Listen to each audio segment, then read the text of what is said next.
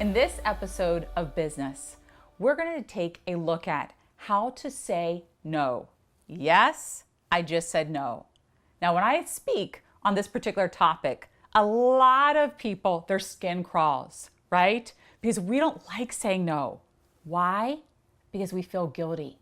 We don't want to disappoint people. We don't want people to think that we're not a superwoman or a superman and that we can't do it all. But saying no is super important. In our last episode, we took a look at success and what success looks like for you, not only when it comes to rank, title, and money, but what success feels like. We talked about that success wasn't working 24/7, being frustrated, burned out, that we needed to put systems in place so that we could better effectively use our time and be effective to our team, ourselves, and to our family. So in this episode, I really want to focus in on setting boundaries and learning how to say no.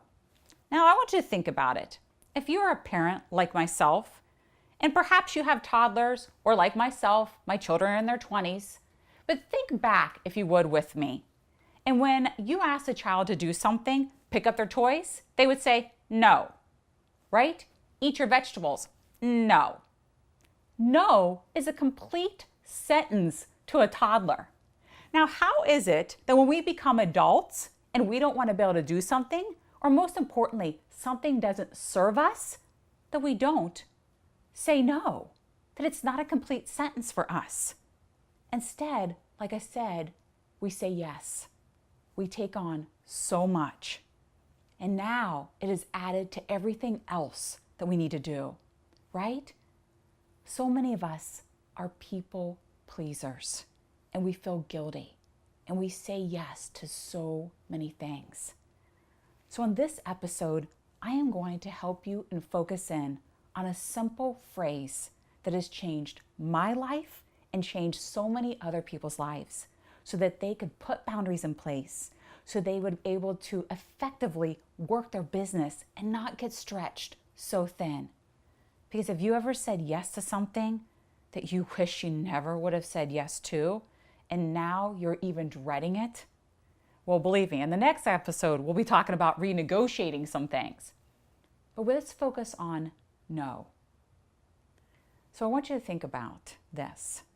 When somebody comes up to you, maybe, they're saying, they've asked you, could you speak at this event? Could you donate something? Could you give an hour of your time? Because believe me, like yourself, I get asked this all the time. I look at my schedule and I think, oh, okay, I suppose I can do this. But I want you to go back to why it's important to put those boundaries in place, right? So that we're not burned out and working 24/7. So an easy way to be able to say no is let them know. Right now, I am focused on being able to put more boundaries in place in my business. I'm sure you can appreciate that. Right now, I am reinventing my business and be able to give more time to my business, myself, and my family. I'm sure you can appreciate that. I'm not going to be able to do that right now. When you can share why you're saying no and then say to them, I'm sure you can appreciate that. So far, I'm going to share with you, I've never had anyone come back to me and say, no, I can't appreciate that. Oh, you want to spend more time with your family? Oh, I don't appreciate that. I can't believe you're saying no to me. No, believe me. Focus in on why, right? I am right now focused in on putting systems in place in my business. I'm sure you can appreciate that. I'm going to have to decline at this time, but perhaps follow back up with me in 6 months. Do you see how much easier it is? Because as women, we're natural nurturers. And like I said, we don't want to disappoint others and we want to feel like that we're like a superwoman and we can do it all. But for you to be able to own what you want, articulate it and say, I'm sure you can appreciate it.